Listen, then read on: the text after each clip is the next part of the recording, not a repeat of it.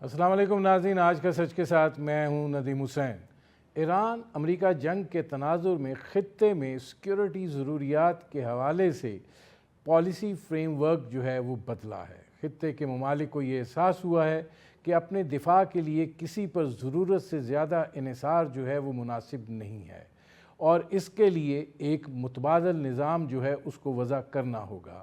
اور یہی سوچ کو لے کر پاکستان اور سعودی عربیہ کے مابین جو ہے دفاعی معاہدہ طے پایا، اور اب پاکستان، سعودی عرب اور ترکیے جو ہیں وہ ایک دفاعی معاہدے کے اندر جو ہیں وہ شامل ہوئے ہیں۔ مکہ کے اندر اس کے اوپر دستخط ہوئے۔ پاکستان کے وزیر اعظم شہباز شریف، کراؤن پرنس محمد بن سلمان اور ترکیے کے صدر طیب اردگان نے اس پر دستخط کیے۔ یہ بات کہی جا رہی ہے کہ کچھ تکنیکی چیزیں ہیں جن پر بات ہو رہی ہے، اور اس کے بعد مصر جو ہے وہ بھی اس کا حصہ بن جائے گا۔ کیا یہ پیش رفت ہو رہی ہے خطے کے اندر موجود ممالک کے مابین ایک بڑے نیٹو طرز کے صورتحال کے حوالے سے، جہاں پہ تمام ممالک جو ہیں وہ مل کر اپنی دفاعی ضروریات جو ہیں وہ اس کو پورا کریں اور چیلنج کے موقع کے اوپر اکٹھے کھڑے بھی ہوں؟ اس معاہدے کی باز گشت جو ہے وہ دنیا کے ایوانوں میں ابھی تک سنائی دے رہی ہے، اور ظاہر ہے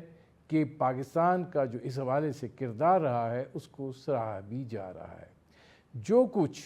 6 سے 10 مئی کے دوران ہوا، اس نے اس صورتحال کو جو ہے یہاں تک لانے میں بڑی مدد جو ہے وہ فراہم کی ہے۔ پاکستان نہ صرف یہ کہ سفارتی سطح پر قد کاٹ میں اضافہ ہوا ہے، نہ صرف یہ کہ عزت اور وقار میں اضافہ ہوا ہے، بلکہ یہ کہ جو دنیا ہے وہ ایک قابل اعتبار ملک کے طور پر پاکستان کو لے رہی ہے۔ اور اب یہ صورتحال جو ہے یہ آگے کی جانب ایک ایسی حالات کی پیشین گوئی کر رہی ہے کہ جس اندر پاکستان کا نہ صرف یہ کہ دفاع مستحکم ہوگا، بلکہ آنے والے دنوں میں دیگر عوامل جو اندرونی طور پر متاثر ہو رہے ہیں ان میں بھی درستگی آئے گی۔ وہ بھی اس حوالے سے گفتگو کر رہا ہے، اردن جو ہے وہ بھی اس حوالے سے سوچ رہا ہے۔ تو کیا یہ دیکھا جائے کہ یہ کوئی ایک اسلامک نیٹو کی طرز کے اوپر ایک نیا سیکیورٹی کا پلیٹ فارم جو ہے وہ وجود میں آ رہا ہے؟ کیونکہ دیکھنے کی بات یہ ہے کہ اس سارے عمل میں یقیناً بہت ساری کوشش رہی ہے، بہت ساری پیش رفت رہی ہے، ایک ویژن جو ہے وہ رہا ہے، اور ایران امریکہ جنگ نے مشرق وسطیٰ کے ممالک کو بھی یہ بات باور کرائی کہ امریکہ جو ہے وہ ان کے تحفظ میں ناکام دکھائی دیتا ہے، اور وہ اپنے وسائل کا ایک بہت بڑا حصہ جو ہے وہ امریکہ کو اپنے تحفظ کے لیے دے رہے ہیں۔ لیکن اب وقت آن پہنچا ہے کہ آپس میں اتحاد کر کے اپنے دفاع کو ایک ایسی صورتحال میں لے جایا جائے جو کہ بالکل اپنا ہو۔ تو یہ وہ صورتحال ہے جس نے نہ صرف یہ کہ سیکیورٹی کا اس علاقے میں ایک تصور جو ہے وہ بدلا ہے، لیکن ایک اور چیز کہ بھارت جو ہے وہ اس ساری صورتحال میں تنہا رہ گیا ہے۔ بھارت اس سے پہلے مشرق وسطیٰ کے ممالک میں اپنے اثر و رسوخ کو لے کر بہت کروفر سے بات کرتا تھا، اور یہ بات کہی گئی تھی یہ بھارت کی طرف سے کہ پاکستان جو ہے اس کو سفارتی سطح پر تنہا کر دیا جائے گا، اور اس حوالے سے باقاعدہ جو ہے وہ ایک پالیسی اپنائی گئی تھی، اور ایک ایسی جنگ جو ہے وہ جاری کی گئی تھی جو نہ صرف یہ کہ سوشل میڈیا پر بیانیے کی صورت میں، مختلف پلیٹ فارمز کے اوپر گفتگو کی صورت میں، لیکن جو کچھ 6 اور 10 مئی کے درمیان ہوا اس نے بھارت کی رہی سہی کسر جو ہے وہ نکال دی، اور اب وہ اس وقت تنہا کھڑا ہے۔ یہ جو ساری صورتحال ہے اس کے کیا اثرات ہوں گے؟ اور دوسرا یہ کہ امریکہ کے صدر ڈونلڈ ٹرمپ یہ دعویٰ کر رہے ہیں کہ آبنائے ہرمز پر جو ہے ان کا مکمل کنٹرول ہے۔ آبنائے ہرمز سے تمام بارودی سرنگیں جو ہیں وہ صاف کر دی گئی ہیں، اور ایران کے ساتھ جو ہے وہ بات چیت جاری ہے، لیکن ساتھ ہی وہ یہ کہتے ہیں کہ اگر نہیں معاملہ ہوا تو سخت ترین کارروائی کی جائے گی۔ اب امریکہ جو ہے وہ کپڑے جھاڑ کر یہاں سے جانا چاہتا ہے، اور ظاہر ہے کہ وہ کسی ایک باعزت ایگزٹ کی تلاش میں ہے۔ وہ کیا ہو سکتا ہے؟ اور دوسرا یہ کہ خود امریکہ کے جو فوج کے لوگ ہیں وہ یہ بات باور کرا رہے ہیں کہ آپ یہاں سے اب نکلیں۔ یہ وہ صورتحال ہے جس پر کریں گے بات، اور ہمارے ساتھ موجود ہیں اقوام متحدہ میں پاکستان کے سابق مندوب رہے، چین اور امریکہ میں سابق سفیر رہے، سابق صدر آزاد کشمیر رہے، بہت مدلل اور متوازن گفتگو کرتے ہیں، سردار مسعود خان۔ سردار صاحب یہ فرمائیے گا کہ اب یہ جو مکہ معاہدہ ہے جس کے نتیجے میں ظاہر ہے کہ تین ملکوں کے درمیان جو اگر ترکیہ کے وزیر خارجہ کی بات کو لیا جائے کہ نیٹو کے آرٹیکل 5 کے تحت اس کا بھی سارا سلسلہ جو ہے وہ ہے، اور مصر جو ہے اس کے بارے میں انہوں نے امید ظاہر کی ہے کہ کچھ تکنیکی چیزیں ہیں وہ حل ہو جاتی ہیں تو وہ بھی شامل ہو جائے گا۔ آپ اس کو وسعت پاتے ہوئے دیکھ رہے ہیں اور ایک سیکیورٹی بلاک کے اندر تبدیل ہوتے ہوئے دیکھ رہے ہیں؟ بہت بہت شکریہ ندیم صاحب۔ سیکیورٹی بلاک یہ پہلے سے بن چکا ہے، اس میں اس وقت ارکان 3 ہیں، 3 ممالک شامل ہیں، اور جب سعودی عرب اور پاکستان کے درمیان گزشتہ برس ستمبر میں معاہدہ ہوا تھا، اسی وقت سے یہ قیاس آرائی شروع ہو گئی تھی کہ کس طریقے سے باقی ممالک بھی اس میں شامل ہوں، اور جن ممالک کے نام لیے جا رہے تھے اس میں مصر اور ترکیہ کا سر فہرست تھا، اس کے بعد میں کویت کا اور قطر کا نام لیا جانا شروع ہوا۔ تو یہ تصور پہلے سے موجود ہے۔ میرا خیال ہے کہ چند سال پہلے ملیشیا کے مہاتیر محمد نے یہ کوشش کی تھی، اگرچہ اس میں یہ واضح نہیں تھا کہ وہ ایک الگ بلاک بنانا چاہتے ہیں جو ایک دوسرے سے متفق ممالک ہیں، یعنی اسلامی ممالک کی میں بات کر رہا ہوں، یا اسے ایک دفاعی معاہدے کی بھی شکل دینا چاہتے تھے، لیکن جو ان کا انیشیٹو تھا، ان کا ویسے بھی دور وزارت عظمیٰ اس مرتبہ مختصر تھا، تو اس لیے یہ چیز جو ہے آگے نہیں بڑھ سکی تھی۔ اس کے علاوہ یہ معلوم ہوا ہے کہ مصر اور پاکستان، سعودی عرب اور ترکیہ میں یہ گفتگو تو کئی سالوں سے چل رہی ہے، یعنی یہ صرف جو ہے دوران جنگ اس گفتگو کا آغاز نہیں ہوا، یا اس سے پہلے جو ہے سعودی عرب کے ساتھ پاکستان کا جو معاہدہ ہوا اس کے ساتھ نہیں ہوا۔ تو اس کی ایک مختصر سی تاریخ ہے، اور یہ احساس بڑھ رہا تھا کہ مسلمان ممالک اپنے علاقے میں غیر محفوظ ہیں اور ان کے اوپر حملے کیے جاتے ہیں، کوئی جواب دہی نہیں ہوتی، جو حملہ کرنے والے ہیں، جو جارح اقوام ہیں، ان کو کوئی سزا نہیں دی جاتی۔ تو اس لیے یہ احساس بڑھتا چلا گیا۔ اب یہ ہے کہ آپ کا دوسرا سوال یہ ہے کہ جو اس کا یہ بن گیا ہے ایک نیٹ ورک یا ایک پیکٹ کے ذریعے یہ تینوں ممالک ایک دوسرے کے ساتھ وابستہ ہو گئے ہیں اسٹریٹجیکلی اینڈ ڈیفنس وائز، تو اس میں توسیع کی نہ صرف گنجائش ہے بلکہ خواہش پائی جاتی ہے، اور اس میں مصر جو ہے، جیسا کہ آپ نے خود اپنے ابتدائی میں بتایا کہ مصر شامل ہو جائے گا۔ اب دیکھنا ہے کہ قطر، عمان اور بحرین اور کویت کب شامل ہوتے ہیں۔ بحرین اگر سعودی عرب شامل ہو گیا تو آپ سمجھیے کہ بحرین شامل ہے، اور سعودی عرب شامل ہے تو میرا خیال ہے کہ امارات کے علاوہ جو باقی ممالک ہیں وہ سمجھیں کہ وہ شامل ہو گئے ہیں، کیونکہ یہ سارے کے سارے جی سی سی کے ارکان ہیں، تو اس میں انہوں نے صلاح مشورہ کیا ہوگا، اور سعودی عرب کے اس فیصلے کا انہوں نے خیر مقدم کیا ہوگا، یا مطلب اس کی حوصلہ افزائی کی ہوگی۔ اچھا، اس میں خان صاحب یہ فرمائیے گا کہ ظاہر ہے ترکیہ کے وزیر خارجہ کہہ رہے ہیں کہ نیٹو کے آرٹیکل 5 کی طرز کا یہ سارا سلسلہ ہے، بنیادی طور پر آپ کو کیا دکھائی دیتا ہے کہ جو ایک جسے کہتے ہیں نا عدم تحفظ کی جب بات کی جاتی ہے تو وہ اسرائیلی کی ہے، تو اب آپ کو لگتا ہے کہ اسرائیل کے لیے بھی مشکل ہوگی؟ یہ کچھ کہنا یقین کے ساتھ مشکل ہے، لیکن میں یہ کہنا چاہتا ہوں کہ انہوں نے اپنی دفاعی پوزیشن، تین ممالک نے اپنی دفاعی پوزیشن مضبوط کی ہے۔ پاکستان کے اوپر نہ صرف ہندوستان بارہا حملہ کرتا رہا ہے، بلکہ یہ ہے کہ اس نے ایک جال پھیلایا ہوا ہے، آبی جارحیت ہو یا اس کے علاوہ جو ہماری مغربی سرحد کے اوپر اس کی دہشت گردی کی کارروائیاں ہوں، تو یہ جو ہے ہمارے لیے باعث تشویش ہے، اس سے ہماری قومی سلامتی کو خطرہ ہے۔ ہم جو ہر قسم کا ہتھیار استعمال کر رہے ہیں، یعنی جو دفاع بھی کر رہے ہیں اور ساتھ سفارتی ذرائع بھی استعمال کر رہے ہیں۔ دوسری طرف اگر آپ دیکھیں تو جو اسرائیل کے ایک سابق وزیر اعظم تھے، انہوں نے دو ممالک کا ذکر کیا ہے کہ جن کو انہوں نے دشمن کی فہرست میں گنا ہے۔ ایک جو ہے ترکیہ ہے، اور وہ کہتے تھے کہ ترکیہ جو ہے وہ ایران سے بھی زیادہ خطرناک ہے، یا ایران کے بعد ترکیہ کی باری ہے، اس قسم کے کوئی بیانات دے چکے ہیں۔ اور دوسرے انہوں نے کیا، وہ خاص طور سے اس وجہ سے اس کے مخالف ہیں کہ وہ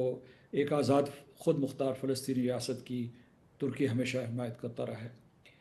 دوسرے انہوں نے پاکستان کا بھی کہا، کیونکہ اس کی جوہری طاقت کے حوالے سے انہوں نے بیان دیا۔ سعودی عرب اس وقت حملوں کی زد میں ہے، یعنی مطلب ایک تو اسرائیل کا وہ ہے کہ وہ ابراہیم اکارڈز کرنا چاہتے ہیں، اور سعودی عرب کو جو پیکس امریکانہ ہے، یا اس کے علاوہ جو اسرائیل کا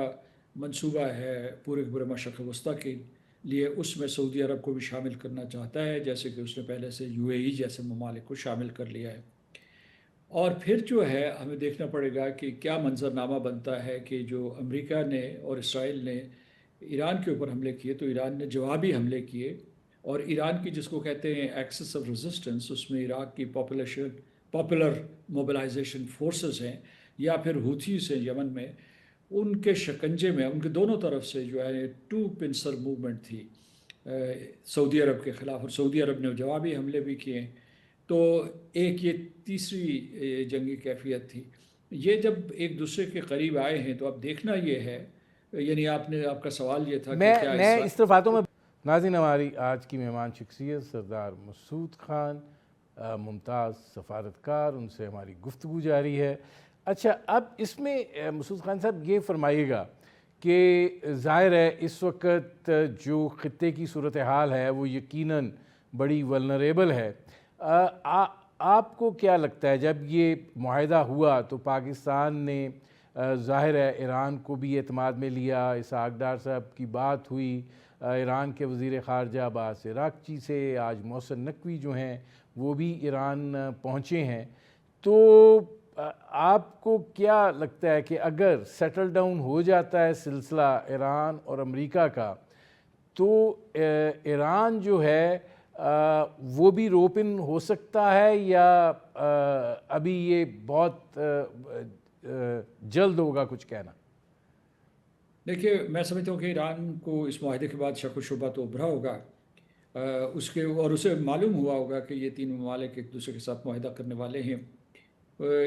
گزشتہ برس جب پاکستان اور سعودی عرب نے معاہدہ کیا تھا تو اس وقت بھی قیاس آرائی شروع ہو گئی تھی۔ اس کے بعد جب ہوتھیز نے حملہ کیا، یا جو popular mobilisation forces in Iraq, انہوں نے حملہ کیا سعودی عرب کے اوپر، تو اس وقت دوبارہ سے پوچھا گیا کہ پاکستان سعودی عرب کا دفاع کرے گا یا نہیں کرے گا۔ لیکن میں سمجھتا ہوں کہ ان تمام خبروں کے باوجود پاکستان اور ایران کے تعلقات میں کوئی رخنہ اندازی نہیں ہوئی، لیکن یہ ایک فطری عمل ہے کہ ایران کے بہت سے حلقوں میں، عوامی حلقے ہوں یا قیادت کے حلقے ہوں، خاص طور سے جو نظریاتی قیادت کے لوگ ہیں یا ان کے حلقے جو ہیں، ان میں یہ شک و شبہ ضرور پیدا ہوا ہوگا کہ سعودی عرب اصل میں یہ فصیل کھڑی کر رہا ہے ایران کے خلاف۔ تاہم میرا اس سلسلے میں نقطہ نظر یہ ہے کہ دیکھیے، جب جنگ کے عروج کے اوپر پاکستان نے مارچ کے آخر میں ایک یہاں 4 ملکی کانفرنس کی میزبانی کی، اس میں پاکستان شامل تھا، سعودی عرب، ترکیہ اور مصر، اور انہوں نے فیصلہ یہ کیا کہ وہ ایران اور امریکہ کے درمیان جو ہے پاکستان کو ایک فریضہ دیا کہ آپ سفارتکاری کروائیں ان کے درمیان۔ یہ سعودی عرب کی رضا کے ساتھ ہوا، یعنی مطلب یہ ہے کہ اگرچہ اس کے اوپر حملے ہو رہے تھے ایران کی طرف سے، اور ایران یہ کہہ رہا تھا کہ ہم جو وہاں ان کی فوجی تنصیبات ہیں، امریکہ کی فوجی تنصیبات، ان کے اوپر حملے کر رہے ہیں، کچھ کرٹیکل انفراسٹرکچر کے اوپر بھی حملے ہوئے، لیکن سعودی عرب بھی یہ چاہتا تھا کہ کسی طریقے سے ایران اور امریکہ کی صلح ہو جائے۔ لہٰذا میں سمجھتا ہوں کہ دشمنی کی کوئی لکیریں نہیں کھینچی گئی۔ خود ہمارے جو وزیر خارجہ ہیں یا نہیں، ترکیہ کے وزیر خارجہ، جی، اس میں مسعود خان صاحب یہ فرمائیے گا کہ ایران اور سعودی عرب کے درمیان چین نے بڑا اہم کردار ادا کیا ہے ان دونوں ممالک کو قریب لانے کے حوالے سے۔ ابھی بھی دکھائی یہ دیتا ہے کہ یہ جو ساری صورتحال اور سارا منظرنامہ جو بن رہا ہے، اس کی پشت پر کہیں نہ کہیں کسی نہ کسی طریقے سے چین کا عمل دخل ضرور موجود ہے۔ تو آپ کو اور اب پاکستان نے جس طریقے سے ایران کے اسپیکر باقر کالیباف اور وزیر خارجہ عباس عراقچی کو پاکستان کے دورے کی دعوت دی ہے، وہ شاید مستقبل قریب میں آئیں گے بھی، محسن نقوی بھی ایران پہنچے ہوئے ہیں، تو آپ کو نہیں لگتا کہ یہ ایران جو ہے وہ مکمل طور پر آن بورڈ تھا، اس کو پتہ تھا، اور اب صورتحال وہ نہیں ہے جو پہلے تھی، یا آپ سمجھتے ہیں کہ نہیں ابھی بھی بدگمانی جو ہے وہ اپنی جگہ کے اوپر کہیں نہ کہیں موجود ہے؟ کوئی ملک بھی اپنی جو اس قسم کے معاملات کے سلسلے میں جو ٹینشن ہے اس کو لوور نہیں کر سکتا، اسے ہر قسم کی تیاری کرنی ہوتی ہے۔ لیکن میں سمجھتا ہوں کہ جو اگر آپ دیکھیں جو مفاہمتی یادداشت پاکستان کی ثالثی کی وجہ سے وجود میں آئی تھی، اور امریکہ نے اس کے اوپر باقاعدہ دستخط کیے تھے، اگر اس کے اوپر بھی عمل درآمد کیا جاتا تو جو پاکستان جو ایران اور سعودی عرب ایک دوسرے کے قریب آ جاتے، ایران اور خلیجی ریاستیں ایک دوسرے کے قریب آ جاتی، کیونکہ اس کا پورا ایک نظریہ تھا، ایک کانسیپٹ تھا کہ ان دونوں خطوں کو، یعنی ایران اور خلیجی ریاستوں کے اوپر مطلب ان کو ایک دوسرے کے ساتھ تعاون کروایا جائے، باہمی معاشی انحصار کروایا جائے۔ اس کے علاوہ یہ ہے کہ خلیجی ریاستیں ایران کی تعمیر نو میں حصہ لیں اور ہاتھ بٹائیں۔ وہ بدقسمتی سے آن ہولڈ ہے، کیونکہ اس کے بعد دوبارہ سے جنگ چھڑ گئی تھی، اس کے بعد جو کئی اور نئی مصیبتیں کھڑی ہو گئی ہیں۔ تو یعنی اس میں یہ کہنا چاہتا ہوں کہ سعودی عرب اور ایران کے درمیان کوئی اختلافات بڑھے نہیں، اسی سطح پہ قائم ہیں جس سطح پہ وہ تھے جب مفاہمتی یادداشت کے اوپر دستخط ہو رہے تھے۔ لیکن آپ نے جو اشارہ کیا ہے کہ چین اس کے پیچھے ہوگا، چین کو اعتماد میں لیا گیا ہوگا، ظاہر ہے کہ ہم اپنے تمام دوستوں کو باخبر رکھتے ہیں۔ خود امریکہ کے لیے میرا خیال ہے کہ یہ کوئی حیرت کی بات نہیں ہے، کیونکہ گزشتہ برس جب دوحہ کے اوپر اسرائیل نے حملہ کیا تھا تو اس وقت پورے کا پورا خلیجی ریاستیں جاگ اٹھی تھیں کہ، اور جو ابھی یہ کوشش کر رہے ہیں، جو پاکستان کوشش کر رہا ہے، بالخصوص جو سعودی عرب کوشش کر رہا ہے، کہ اس سے پہلے وہ کلیتاً امریکہ کے سیکیورٹی امبریلا کے اوپر انحصار کرتے تھے۔ اب یہ ہے کہ انہوں نے ایک دوسری طے جو ہے اسے متعارف کروایا ہے، یعنی مطلب یہ ہے کہ اور وہ ڈیورسیفائی کر رہے ہیں۔ ایک تو یہ ہے کہ دونوں فلینکس پہ انہوں نے پاکستان اور ترکیے کو کھڑا کر دیا ہے، دوسری طرف انہوں نے یہ کیا ہے کہ وہاں یہ سوچ بچار ہے کہ جو ان کے چین اور روس کے ساتھ تعلقات ہیں ان کو مضبوط تر کیا جائے، تاکہ ان کا صرف اور صرف جو ہے امریکہ کے اوپر انحصار نہ ہو، کیونکہ اس جنگ کے دوران پتہ چلا کہ وہ امبریلا، وہ چھتری ان کو محفوظ نہیں رکھ سکی، خاص طور سے جب ایران کے جوابی حملے ہوئے تو ساری خلیجی ریاستیں ان حملوں کی زد میں آ گئیں۔ لیکن اس میں یہ فرمائیے گا کہ ایک چیز جو ہے کہ ایک دباؤ تو آ رہا ہے امریکہ کی طرف سے ابراہیم ایکارڈ کے حوالے سے، آپ کو کیا لگتا ہے کہ یہ اس حوالے سے بھی ایک ڈھال ثابت ہوگا؟ صحیح لفظ آپ نے استعمال کیا۔ میں سمجھتا ہوں کہ جب سول نیوکلیئر اگریمنٹ سائن ہوا سعودی عرب اور امریکہ کے درمیان، تو غیر متوقع طور پر اس نے امریکہ کے صدر ٹرمپ نے یہ اعلان کیا کہ یہ تبھی پنپ سکے گا، یہ معاہدہ جو ہے پنپ سکے گا اگر سعودی عرب ایبراہم اکارڈز کو قبول کرے گا۔ اچھا، یہ جو ایبراہم اکارڈز کا اس سلسلے میں ان کی مذاکرات رہے ہیں، گفت و شنید رہی ہے دونوں ممالک کی، تو اس کے 3 نکات تھے۔ پہلا نقطہ یہ تھا کہ امریکہ بھاری مقدار میں سعودی عرب کو اسلحہ و بارود دے، اس کے لیے وہ تیار تھا۔ دوسرا یہ تھا کہ ان کو سول نیوکلیئر پروگرام کے لیے ایک سہولتیں دے اور ایک اگریمنٹ معاہدہ ہو، 1-2-3 اگریمنٹ اسے کہتے ہیں۔ تو اور تیسرا یہ تھا، یہ تینوں جڑے ہوئے تھے ایک دوسرے کے ساتھ، یعنی یہ جدا جدا نہیں تھے، کہ جو ہے ایک خود مختار آزاد فلسطینی ریاست کو پری 1967 کی بارڈرز کے اوپر جو ہے نا ایک ریاست قائم کی جائے، تو تبھی جو ہے ابراہیم اکارڈز ممکن تھے۔ اگر اس میں خاص طور سے جو 2 شرائط جو ہیں وہ مانی گئی ہیں، لیکن فلسطین کی ریاست کے قیام کے لیے سعودی عرب سے کوئی وعدہ نہیں کیا جا رہا. سعودی عرب کا اس وقت مطالبہ جو تھا وہ بہت ہی اسپیسیفک تھا، وہ بہت ہی ٹارگیٹڈ تھا. انہوں نے کہا کہ یہ کافی نہیں ہوگا کہ امریکہ اتفاق کر جائے یا اس سلسلے میں بیانات جاری ہو جائیں، بلکہ امریکہ ایک تو ٹائم فریم دے گا، اور دوسرے یہ کہ اس بات کی نگرانی کرے گا کہ وہ ریاست بنتی ہے، سال میں بنتی ہے، 2 سال میں بنتی ہے، لیکن اسے بنایا جائے اور اسرائیل کو منوایا جائے کہ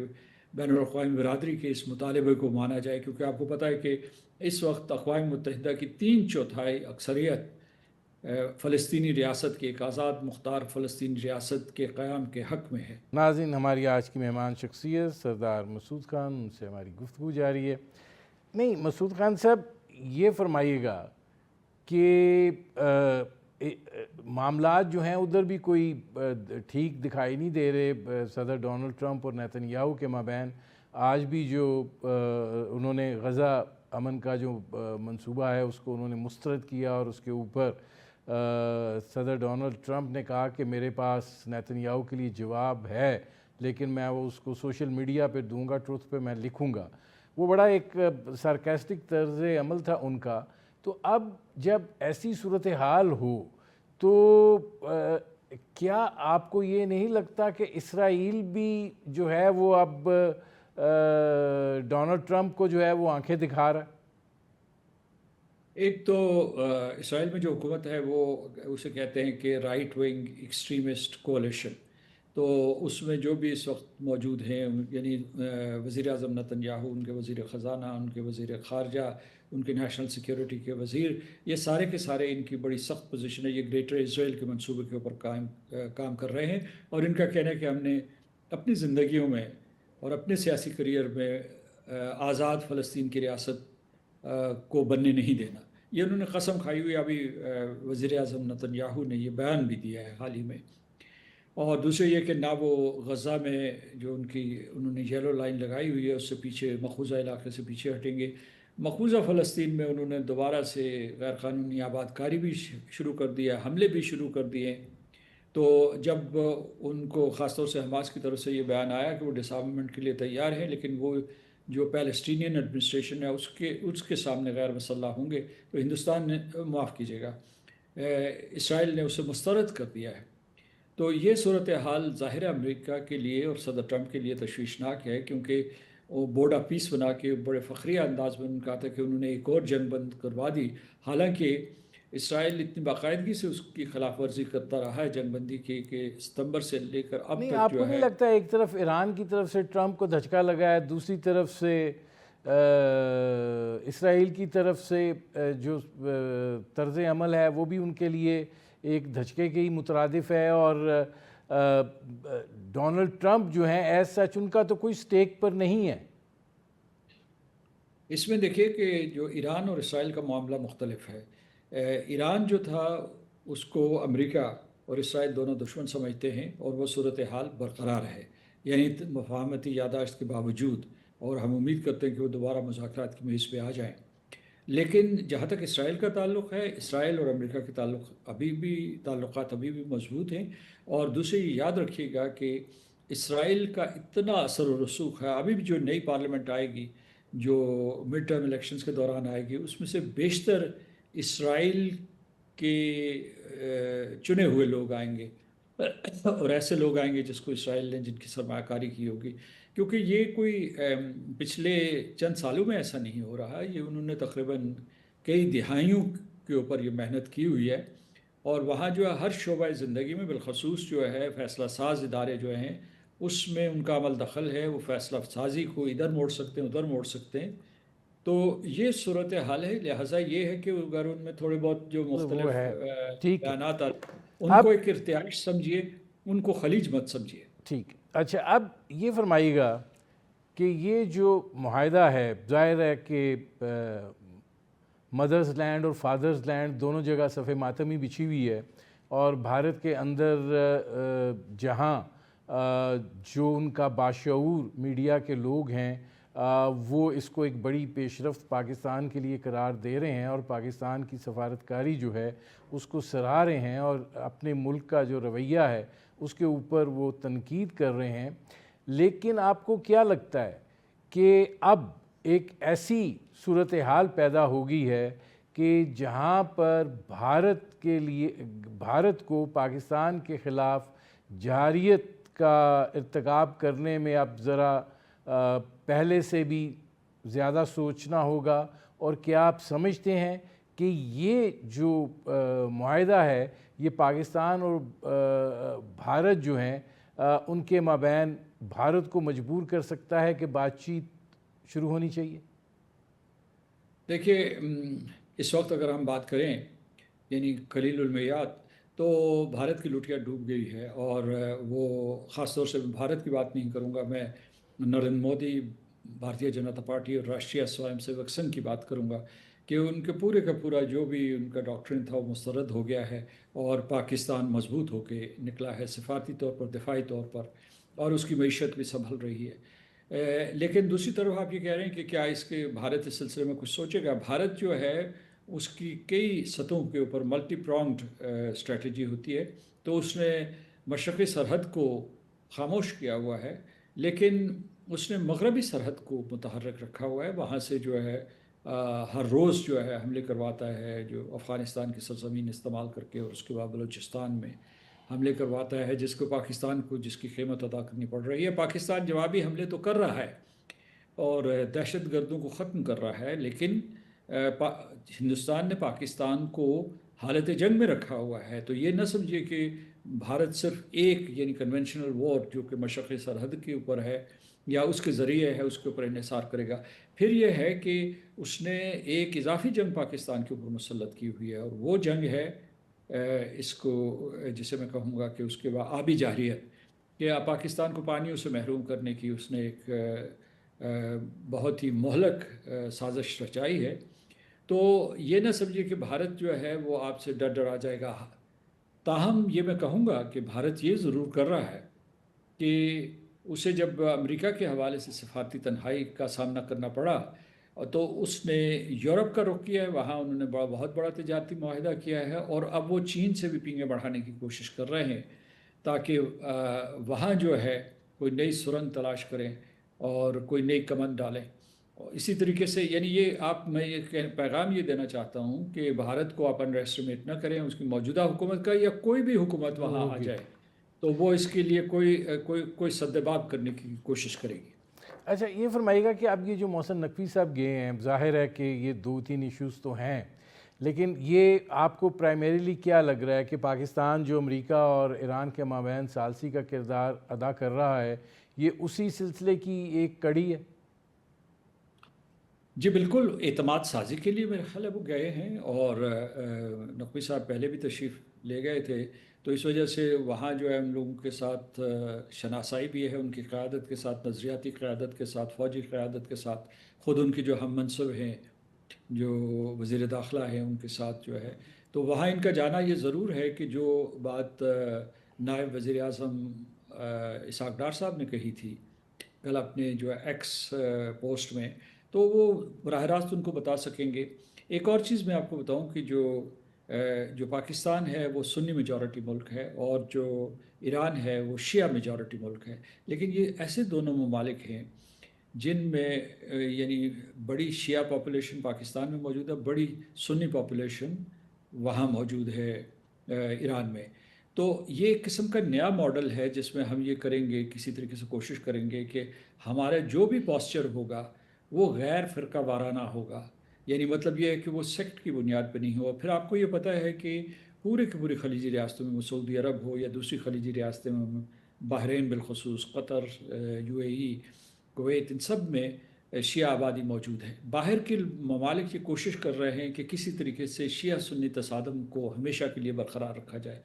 یہ جو دفاعی معاہدہ ہوا ہے اور اس کے بعد جو مفاہمتی یادداشت سامنے آئی تھی، اگر اس کے اوپر عمل درآمد ہو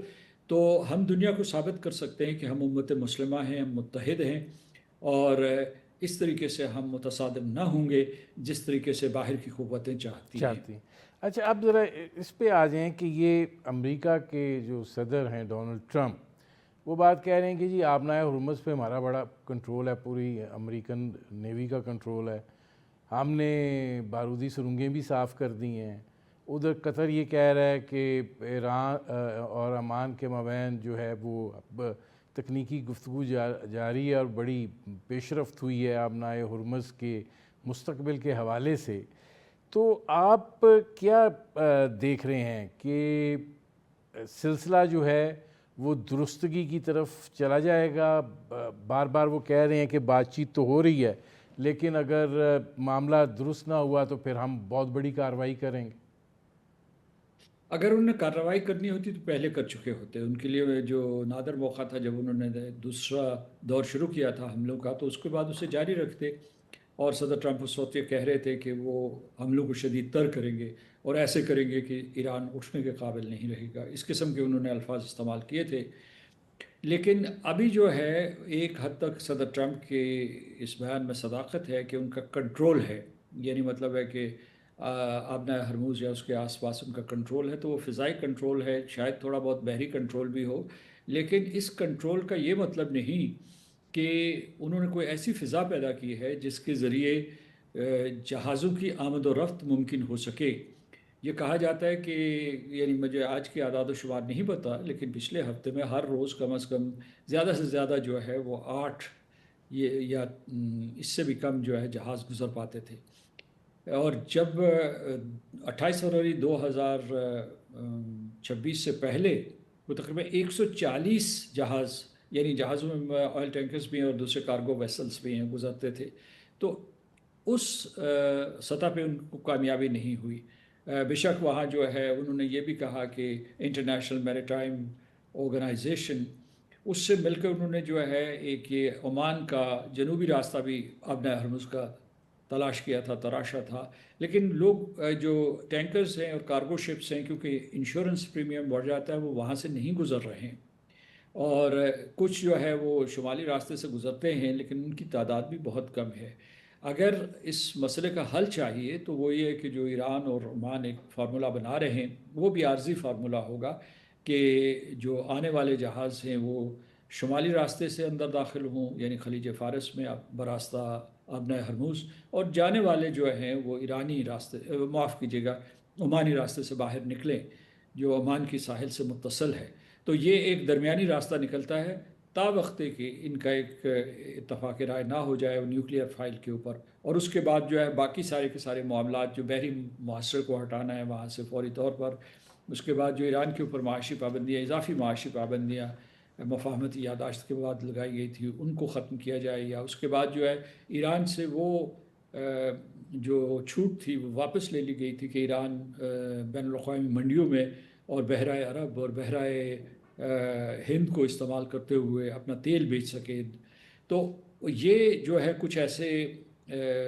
پہلو ہیں جن کو سب سے پہلے جو ہے ان کے کسی نہ کسی طریقے سے حل کرنا جو ہے وہ بہت ضروری ہے. میرے پروگرام کا وقت ختم ہو رہا ہے. بہت شکریہ مسعود خان صاحب. ناظرین، یہ تھے